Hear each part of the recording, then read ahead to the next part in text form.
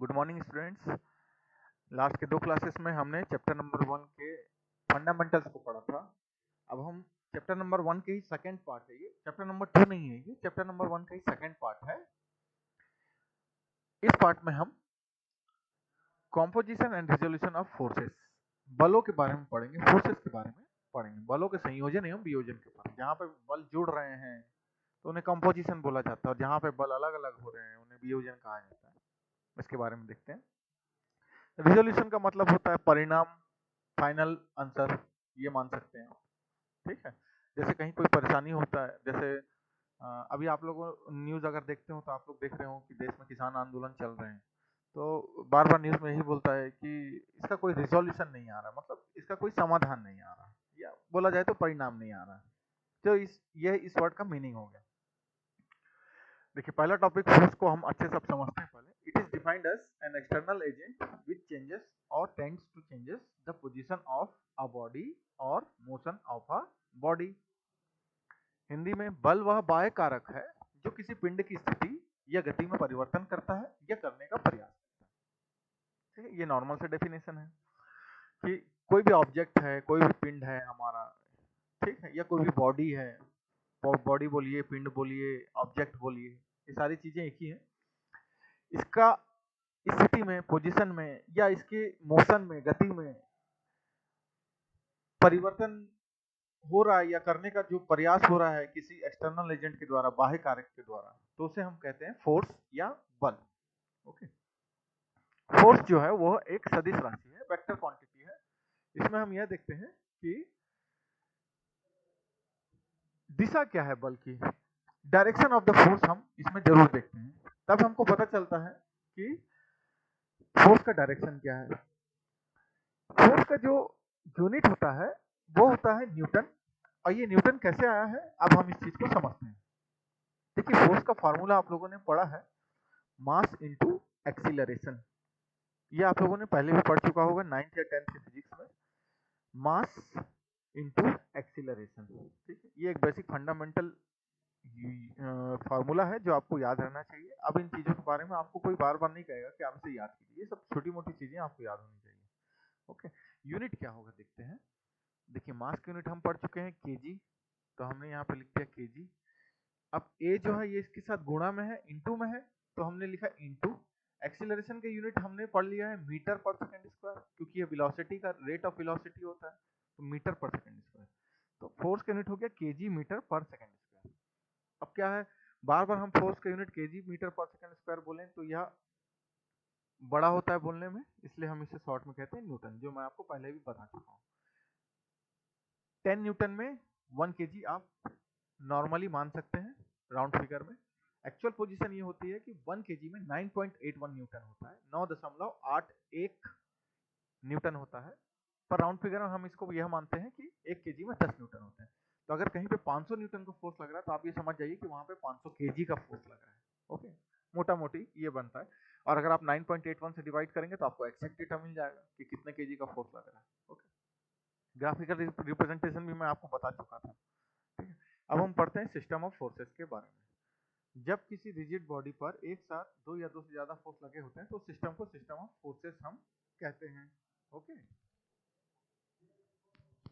Means देखिए, mechanics तो पूरा रिजिड बॉडी के ऊपर ही बेसिस है, ठीक है। तो यहाँ पे रिजिड बॉडी तो आएगी। पहले रिजिड बॉडी पे, किसी भी रिजिड बॉडी पे 2 या 2 से ज्यादा फोर्स जब लग जाए, ठीक है, एक से ज्यादा फोर्स लग जाए ऐसा कह सकते हैं हम, तो इसीलिए से हम कह रहे हैं कि 2 से ज्यादा फोर्स लग जाए, मोर देन 2 और मोर देन 2 फोर्सेस जब लग जाएं तो उस सिस्टम को हम कहते हैं सिस्टम ऑफ फोर्सेस, बल निकाय कहते हैं, जहां पर 2 या 2 से अधिक बल कार्य करते हैं। सिंपल है, ठीक है। ये सारे क्वेश्चन 2-2 नंबर में आते हैं। तो अब देखते हैं सिस्टम ऑफ फोर्सेस जो हमारा है, बल निकाय जो है, इसका क्लासिफिकेशन क्या है, वर्गीकरण क्या है, इसके प्रकार क्या क्या है। ठीक है, तो पहला होता है हमारा कोप्लैनर फोर्सेस। कोप्लैनर फोर्सेस को हिंदी में बोलते हैं समतलीय फोर्सेस या एक तलीय फोर्सेस। मतलब को मतलब होता है एक जैसा, एक ही जगह पे, ऐसा मीनिंग निकलता है को। प्लानर का मतलब हो गया एक ही प्लेन में, तो इसीलिए बोला गया एक तली या समतली। तो देखते हैं, ऐसे फोर्सेस जिनके लाइन ऑफ एक्शन क्रिया रेखाएं एक ही तल पे कार्य करती हैं या होती हैं उन्हें हम कहते हैं कोप्लैनर फोर्सेस। ठीक है, अब ये क्रिया रेखाएं क्या है और प्लेन क्या है ये हम थोड़ा देर बाद समझेंगे। अभी आप इसको समझिए, फिर हम डायग्राम के वाइज इन सारी चीजों को समझेंगे। सेकंड है कोलिनियर फोर्सेस। कोलिनियर फोर्सेस किसे कहते हैं? The forces whose lines of action lie on the same line called collinear forces। जब बलों की क्रिया रेखाएं एक सीधी रेखा में होती है, जब बलों की क्रिया रेखाएं एक सीधी रेखा में होती है तो उसे हम कहते हैं कोलिनियर फोर्सेस। ठीक है, कोलिनियर मतलब एक ही लाइन में जब हो तो उसे हम कह देंगे कोलिनियर फोर्सेस, एक ही तल में हो तो उसे हम कह देंगे कोप्लैनर फोर्सेस। अब हम देखते हैं कॉनकरेंट फोर्सेस। इसे हिंदी में कहते हैं संगामी बल। संगामी का मतलब होता है कि जहां पर चीजें आके मिलती हों उसे उसे कहते हैं संगम या संगामी। Okay, concurrent forces are the forces whose lines of action passing through the common point. Passing through a common point, जब बलों की क्रिया रेखाएं किसी एक बिंदु से होकर गुजरती है या किसी एक बिंदु में आके मिलती है तो उसे हम कहते हैं संगामी बल। समझ गए? जब एक ही तल पे हो तो कोप्लैनर, जब एक ही लाइन में हो क्रिया रेखाएं तो कोलिनियर, जब एक ही बिंदु पे हो तो उसे हम कहेंगे कॉनकरेंट फोर्सेस। ओके, नेक्स्ट हम देखते हैं नॉन कोप्लैनर फोर्सेस, असमतलीय बल। ये कैसे बल हैं? ये कोप्लैनर फोर्सेस के अपोजिट हैं, समतलीय बल के विरुद्ध हैं, विपरीत हैं। When the lines of action of the forces are not on the same plane, जब बलों की क्रिया रेखाएं एक ही तल में ना हो, अलग अलग तल में हो तो उसे हम कहते हैं असमतलीय बल या नॉन कोप्लैनर फोर्सेस। ओके, अब हम आते हैं नॉन कॉनकरेंट फोर्सेस के ऊपर, असंगामी बल के ऊपर। तो जैसे आपने संगामी को पढ़ा है बस उसी को आपको अपोजिट लिखना है।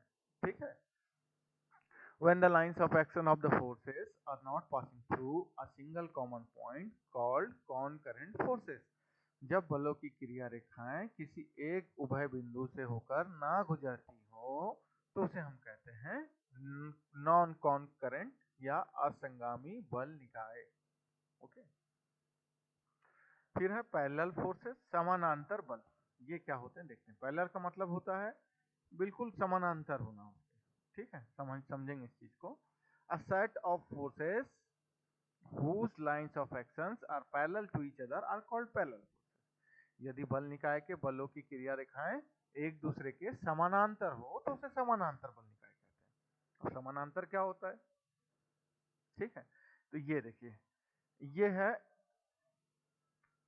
धीरे धीरे करके हम एग्जाम्पल समझते हैं सारी चीजों का। सबसे पहले हम देखते हैं कोप्लैनर एंड कॉनकरेंट फोर्सेस को। देखो, ये एक ही प्लेन है। ठीक है, ये एक्स है, ये वाई है, ये एक ही प्लेन है। ये जो एरिया आप देख रहे हैं, इतना एरिया जो आप देख रहे हैं, ये एक ही प्लेन में आ रहा है पूरा। क्यों? क्योंकि इसका एक साइड एक्स है, एक साइड वाई है, तो ये दोनों तरफ पॉजिटिव है ये। ठीक है, ये एक्स भी पॉजिटिव है, वाई भी पॉजिटिव है। इस नीचे जाने से वाई नेगेटिव हो जाएगा, इधर जाने से एक्स नेगेटिव हो जाएगा, तब तल अलग हो जाएंगे। ठीक है, यहाँ पे ये एक ही तल है, तो यहाँ पर एक ही तल में सारे फोर्सेस हैं तो इसको बोल दिए कोप्लैनर फोर्सेस। फिर देखिए कॉनकरेंट फोर्सेस मतलब संगामी बल जो किसी एक बिंदु पे आके मिलते हैं या गुजरते हैं। तो ये देखिए, ये हमारा हो गया बिंदु, और सारे बल जो है वो इसी बिंदु से या तो होके जा रहे हैं या आके मिल रहे हैं, इसीलिए इसे कह रहे हैं हम कॉनकरेंट फोर्सेस। तो ये क्वेश्चन आता है, 2-2 4-4 नंबर में आते हैं ये क्वेश्चन। आप डायग्राम के साथ बनाएंगे पूरे नंबर मिलेंगे। अब आते हैं, देखिए collinear forces, line of action क्या हो फोर्सेस का, एक ही लाइन में हो। तो देखिए ये एक लाइन है पूरा। ठीक है, ये एक लाइन में, ये ऊपर की तरफ जा रहा है अपवर्ड डायरेक्शन में, ये नीचे की तरफ आ रहा है। पर लाइन ऑफ एक्शन क्या है? एक ही लाइन पे, एक ही लाइन से होकर गुजर रहा है। बलों की क्रिया रेखाएं, ये बल यहाँ क्रिया कर रहा है, ये बल यहाँ क्रिया कर रहा है, ये बल यहाँ क्रिया कर रहा है। तो इन बलों की जो क्रिया रेखाएं हैं वो एक ही पॉइंट से, एक ही लाइन से होकर गुजर रही है, सॉरी एक ही लाइन से होकर गुजर रही है। ठीक है, ये सारे बल एक ही डायरेक्शन में है, क्रिया रेखाएं की एक ही दिशा में है। तो ये दोनों ही फोर्सेस का जो एग्जांपल है वो कोलिनियर के लिए बन गया। फिर प्लस ये एक ही तल है, एक ही तल में ये काम हो रहा है, तो इसीलिए इसको कोप्लैनर फोर्सेस भी बोल सकते हैं। ठीक है, अब देखिए यहाँ पर ये, ठीक है, ये एक ही तल है, तो यहाँ पर जितने भी फोर्सेस है कोप्लानर फोर्सेस हो गए। अब देखिए, ये फोर्स नीचे आया, ये फोर्स ऊपर गया, ये फोर्स नीचे आया, तो ये क्या हो गए, एक दूसरे के पैरेलल हो गए। ये फोर्स इधर आया, ये फोर्स इधर गया, तो ये भी क्या हो गया, एक दूसरे के पैरेलल हो गए। तो सेम इसी तरह से ऊपर में भी ये एक दूसरे के पैरेलल नहीं हो रहे हैं, ठीक है, क्योंकि ये थोड़ा आगे, ये थोड़ा पीछे। पर यहाँ पर क्या हो रहा है, ये और ये डायग्राम बनाने में थोड़ा सा कमी हुआ है यहाँ पे, ठीक है, हम हैंडमेड डायग्राम में थोड़ा सा कमी आपको लग रहा है, पर ये दोनों क्या होना चाहिए, बराबर पैरेलल होने चाहिए। ये जितना ऊपर नीचे आया है, ये भी उतना ही ऊपर जाना चाहिए जितना नीचे आया है। तो जब बराबर बराबर डायमेंशन होता है एक दूसरे के, तो उसको बोलते हैं समानांतर। एक के बराबर दूसरा, दूसरे के बराबर तीसरा, तो उसको बोलते हैं समानांतर। अब हम आते हैं चौथे एग्जाम्पल के ऊपर। देखिए, यहाँ पर हमारा एक्स भी है और यहाँ पर हमारा वाई भी है। तो यहाँ पर जो फोर्सेस लग रहे हैं, एक यहाँ लग रहा है, एक यहाँ लग रहा है, एक यहाँ लग रहा है, तो ये तीनों फोर्सेस के प्लेन अलग अलग हो गए। इस प्लेन में ये लगा, इस प्लेन में ये लगा, इस प्लेन में ये लगा, इसीलिए इसे कह दिया हमने नॉन कोप्लेनर फोर्सेस या फिर असमतलीय बल, ठीक है। प्लस ये किसी भी बिंदु पे आके नहीं मिल रहे हैं, तो इसलिए इसको बोल दिया हमने नॉन कॉनकरेंट फोर्सेस, ठीक है। जब आपको समझ में आ गया बल निकाय, तो क्वेश्चन में आ जाता है कोप्लेनर फोर्सेस हैं या कोलिनियर फोर्सेस है या कॉनकरेंट फोर्सेस हैं या नॉन कोप्लेनर फोर्सेस हैं या फिर नॉन कॉनकरेंट फोर्सेस हैं, तो आप समझ जाएंगे कि इसको किस तरह से आप आगे यूज करना है। तो ये आपके न्यूमेरिकल बनाने में काफी यूजफुल होंगे। ओके, अब हम आते हैं नेक्स्ट टॉपिक के ऊपर, जो है law of triangle of forces, बलों के त्रिभुज का नियम। जो आपने, जो बच्चे 11th-12th पढ़े होंगे वो तो जानते होंगे इसे, भले ही भूल गए होंगे, पर उन्हें ये पढ़ चुके हैं वो। और शायद 9th या 10th में भी आप लोगों ने पढ़ा हो सकता है ऐसे, फिर भी हम पढ़ते हैं। Okay, if two forces acting at a point, अगर दो फोर्स एक पॉइंट पे एक्ट कर रहे हैं और रिप्रेजेंटेड बाई, और इनका रिप्रेजेंटेशन जो हो रहा है वो हो रहा है magnitude and direction like two sides of a triangle, ठीक है। दो फोर्स किसी पॉइंट पे एक्ट कर रहे हैं, इनका मैग्नीट्यूड मतलब कितना बल का फोर्स है और इनका डायरेक्शन किस दिशा में लग रहे हैं, ये अगर किसी ट्रायंगल के दो साइड के जैसे लग रहे हैं, then the resultant may be represented in magnitude and direction by the third side of the triangle in opposite order। तो तीसरा साइड जो होगा, जिस मतलब अगर ट्रायंगल की तरह लग रहे हैं दो फोर्सेस, तो तीसरा फोर्स को हम इस तरह से मिलाएं कि एक ट्रायंगल बने, एक त्रिभुज बने, और उसका जो मैग्नीट्यूड और डायरेक्शन जो होगा वो तीसरे बल के बराबर होगा, ठीक है। हिंदी में एक बार और समझते हैं। यदि किसी बिंदु पर दो बल कार्य कर रहे हैं, इनकी दिशा व परिमाण त्रिभुज की दो भुजाओं के रूप में प्रदर्शित की जा सकती है। जैसे कि यहाँ पर देखिए, यहाँ पर पॉइंट O पे दो बल कार्य कर रहे हैं, P और Q, ठीक है। इनका दिशा जो है, ये देखिए ये दिशा है, परिमाण इनका नहीं पता, मान लेते हैं x है, y है, ठीक है। तो अगर इनकी दो भुजाओं के रूप में, त्रिभुज की दो भुजाओं के रूप में प्रदर्शित कर सकते हैं, तो बलों के परिणामी बल की दिशा व परिमाण त्रिभुज की तीसरी भुजा की तरह विपरीत दिशा में प्रदर्शित करेंगे। देखते हैं, देखिए, तो यहाँ से मिला देंगे तो तीसरा फोर्स मिल जाएगा। या फिर यहाँ पे देख लीजिए, O से एक और एग्जांपल देख लेते हैं। O से P निकला है, P से Q है, तो O से अपन Q को मिला दिए, तो ये एक ट्रायंगल बन गया। या फिर से देख लीजिए, अगर इसको रिवर्स करें, अगर ये ऐसा बनता है कि O से P बनता है, P से Q बनता है, तो रिजल्टेंट क्या होगा, इन दोनों का कॉम्बिनेशन होगा पाइथागोरस प्रमेय से, ठीक। एंगल हमने मान लिया अल्फा बीटा गामा। देखते समझते हैं।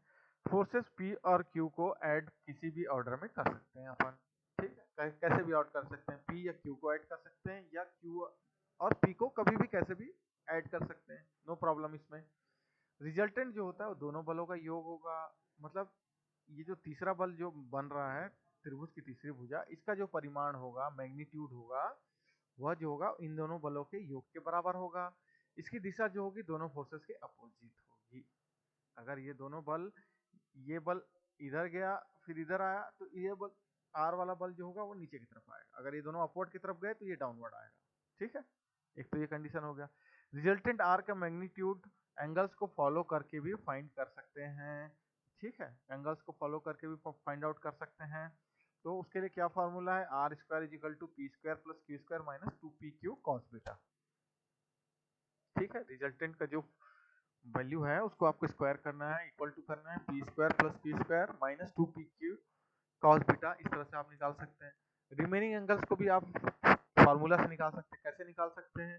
देखिए पी बाई साइन गामा है, तो ये पी है, पी के अपोजिट में गामा है तो पी बाई साइन गामा कर दिया। फिर ये जैसे क्यू है, क्यू के अपोजिट में अल्फा है तो क्यू बाई साइन अल्फा कर दिया। फिर ये आर है, आर के अपोजिट में बीटा है, ठीक, आर के सामने फेस में बीटा है तो इसको कर दिए आर बाई साइन बीटा। तो इसको साइन फार्मूला भी कहीं कहीं पे बोलते हैं।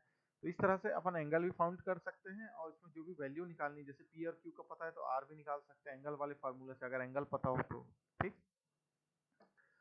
नेक्स्ट है law of parallelogram of forces, बलों के समांतर चतुर्भुज का नियम। अभी ट्रायंगल का नियम हमने पढ़ लिया, अब चतुर्भुज का नियम पढ़ते हैं। If two forces acting at a point, अगर किसी पॉइंट पे दो फोर्सेस लग रहे हैं, are represented in magnitude and direction by the adjacent side of a parallelogram, तो इनको रिप्रेजेंट कर सकते हैं हम किसी पैरेललोग्राम के मैग्नीट्यूड और डायरेक्शन के एडजेसेंट साइड के रूप में। Then the diagonal of the parallelogram, तब इसका जो डायगोनल होगा passing through the points of intersection represent, तो इनके इंटरसेक्शन पॉइंट्स जो है वहां से जो डायगोनल हम खींचेंगे वो रिजल्टेंट का मैग्नीट्यूड और डायरेक्शन को रिप्रेजेंट करेगा। ओके, हिंदी में फिर से समझते हैं, फिर मैं डायग्राम के थ्रू समझाता हूँ। किसी पिंड पर कार्यशील दो बलों के डायरेक्शन तथा मैग्नीट्यूड को अगर एक समानांतर चतुर्भुज की दो भुजाओं द्वारा प्रदर्शित कर सकते हैं या किया जाता है, तो बलों का परिणामी बल का डायरेक्शन और मैग्नीट्यूड जो है वो समांतर चतुर्भुज के कर्ण द्वारा प्रदर्शित होता है, डायगोनल द्वारा प्रदर्शित होता है। सपोज करते हैं F1 F2 जो दो फोर्स हैं, यहाँ पर देखिए O से पॉइंट O से यहाँ दो फोर्स निकले, एक निकला F2 और एक निकला F1। ठीक है, बॉडी O पर थीटा एंगल पर वर्क कर रहे हैं तो थीटा एंगल पे निकला। ठीक,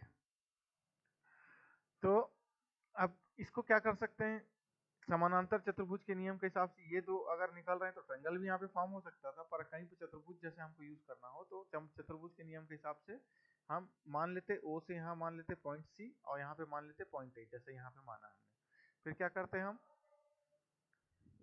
जैसे ये बड़ा हुआ है सेम ऐसे ही इसको बढ़ाएंगे और ये स्ट्रेट लाइन है तो इसको भी स्ट्रेट लाइन बनाएंगे, तो दोनों जहाँ पे काट देंगे वो मिल जाएगा पॉइंट बी। ठीक, इंटरसेक्शन पॉइंट मिल गया पॉइंट बी। तो अब आपको ओरिजिन पॉइंट ओ और इंटरसेक्शन पॉइंट बी इन दोनों को मिला देना है, तो जो डायगोनल मिलेगा आपको उसी को बोला गया रिजल्टेंट। ठीक है, एंगल को थीटा जो है तो इसको दो भाग में तोड़ सकते हैं कि यहाँ से यहाँ अल्फा हो गया, यहाँ से यहाँ बीटा हो गया, अगर ये एक ट्रायंगल माने और ये एक ट्रायंगल माने तो। ठीक, तब के केस में रिजल्टेंट को निकालने का फॉर्मूला क्या होता है ये देख लीजिए। समानांतर चतुर्भुज के नियम में फॉर्मूला होता है under root F1 square plus F2 square plus 2F1 F2 cos theta. ठीक है, थीटा जो है यहाँ पे मेन एंगल जो है इसको पूरा ले लिया। अब जैसे हमने दो पार्ट में तोड़ दिया, अल्फा ले लिया, यहाँ पर आप कुछ भी ले सकते हैं, एक्स भी ले सकते हैं, वाई भी ले सकते हैं, हम अल्फा लेके चलते हैं। ठीक है, हमने अल्फा ले लिया तो tan अल्फा निकालने का फार्मूला यहाँ पे होता है F2 sin theta by F1 plus F2 cos theta. तो थीटा की जो वैल्यू उसके साथ sin cos लगा दीजिए और F1 और F2 जो भी बल के परिमाणों का वैल्यू है वो रख दीजिए। ठीक, फिर ऐसे tan बीटा इस एंगल को निकालने के लिए भी आप क्या कर सकते हैं, F1 sin theta by F2 plus F1 cos theta, इस फार्मूले को यूज कर सकते हैं। तो अंतर क्या आ रहा है देखिए, जब अल्फा निकाल रहे हैं तो इसके सामने वाला फोर्स को ऊपर ले रहे हैं, F2 sin थीटा ले रहे हैं और नीचे F1 plus F2 cos theta कर रहे हैं, इसी sin थीटा cos थीटा करके ले रहे हैं। जब tan बीटा के फॉर्म में आ रहे हैं तो बीटा के सामने क्या है, F1 है तो F1 sin थीटा पहले ले लिया divided by F2 plus F1 cos theta, इस तरह से आप याद रख सकते हैं। अब सपोज थीटा 0 है, ठीक है, तो cos थीटा का वैल्यू, cos 0 का वैल्यू कितना हो जाता है, 1 हो जाता है, तो ये वैल्यू हो गया 1। तो अपना फॉर्मूला क्या हो जाएगा, F1 square plus F2 square plus 2F1 into F2। cos theta का वैल्यू 1 है तो लिखने की जरूरत नहीं। तो उस केस में F1 plus F2 square plus 2F1 F2 को अपन जो फार्मूला होता है a प्लस बी स्क्वायर, तो स्क्वायर से रूट को हटा देंगे तो हमको मिल जाएगा F1 plus F2, a plus B मिल जाएगा। ओके, अगर थीटा 90 डिग्री है तो cos 90 जो होता है वो होता है 0, तो ये अगर 0 हुआ तो ये पूरा टर्म्स क्या हो जाएगा, 0 हो जाएगा। cos 90 0 हुआ तो पूरा टर्म्स 0 हो गया, तो उस केस में under root F1 square plus F2 square मिल जाएगा। अगर थीटा 180 डिग्री हुआ तो उस केस में देखते हैं क्या होगा, तो उस केस में cos थीटा हो जाता है -1 -1 होने से F1 square plus F2 square और माइनस सामने आ गया तो -2F1 F2 ये फार्मूला हमको मिल जाएगा। तो ये किसका फार्मूला हुआ? A square plus B square minus 2ab, A minus B square का फार्मूला हो गया। तो स्क्वायर से अंडर रूट को हटा देंगे तो हमको मिल जाएगा F1 माइनस F2। तो ये फार्मूलाज हो गए समानांतर चतुर्भुज के, और ये फार्मूलाज हमने ट्रायंगुलर फोर्सेस के भी पढ़ लिए हैं, तो ये हमारे न्यूमेरिकल में यूज होंगे। ठीक है, नेक्स्ट है law of polygon of forces, बलों के बहुभुज का नियम। इसको आप समझ लेते हैं। If a number of coplanar forces are acting at a point such that they can be represented in magnitude and direction by the side of polygon, then the resultant with magnitude and direction taken in closing or large side of polygon। ठीक, हिंदी में देखें तो किसी पिंड पर कार्यशील समतलीय बलों को, ठीक, किसी ऑब्जेक्ट पे जो वर्किंग कोप्लानर फोर्सेस है उनकी दिशा तथा मान सहित किसी बहुभुज की आसन्न भुजाएं एडजेसेंट जो साइड्स हैं द्वारा प्रदर्शित किया जाता है, तो उनका परिमाणिक बल विपरीत दिशा में अंतिम भुजा के रूप में दिशा और मान के साइड में प्रदर्शित होगा। जैसे कि मान लेते हैं ये 4 फोर्सेस है F1 F2 F3, point A है। ठीक है, तो किसी ये एक ही तल पे है, किसी पिंड पर कार्यशील समतलीय बलों को दिशा तथा मान सहित किसी बहुभुज की, तो बहुभुज का मतलब क्या होता है? जिसमें बहुत सारी भुजाएं होती हैं। तो उस केस में तो F1 से F4 को मिलाने के लिए हम ये इस तरह से कोई एक लाइन यहाँ पर ड्रॉ कर सकते हैं। ठीक है, तो उसी को यहाँ पे R से डिनोट किया गया है। तो अगर इसको ऐसे मिला देंगे, सारे साइड्स को मिलाते हुए, सारे साइड्स को आप मिलाते हुए आखिरी साइड को जो मिलाएंगे तो वो हो जाता है रिजल्टेंट R। ये होता है पॉलीगन ऑफ फोर्सेस के लिए, या हाँ पॉलीगन ऑफ फोर्सेस के लिए होता है। नेक्स्ट टॉपिक है वेरिग्नॉन्स का प्रमेय, उसके बाद है लामी का प्रमेय, और फिर बहुत सारी चीजें और भी हैं, धीरे धीरे करके हम बढ़ेंगे। न्यूमेरिकल आने के चांसेस कम होते हैं जो अभी हम पढ़ रहे हैं, लॉ ऑफ ट्रायंगल और law of parallelogram of forces और आपका law of polygon of forces, numerical आने के चांसेस काफी कम होते हैं, पर इसमें थ्योरम पूछ लेता है कि law of polygon of forces को बताइए, लॉ ऑफ ट्रायंगल को बताइए, तो इसीलिए आपको इसको पढ़ना है ना। और ये यूनिट काफी बड़ा है, धीरे धीरे करके हम इसको कंप्लीट करेंगे। आज के क्लासेस में हम इतना ही पढ़ेंगे, और इसको पढ़िए और फिर जो डाउट होगा उसको हम नेक्स्ट जूम क्लासेस में क्लियर करेंगे। Okay students, thank you.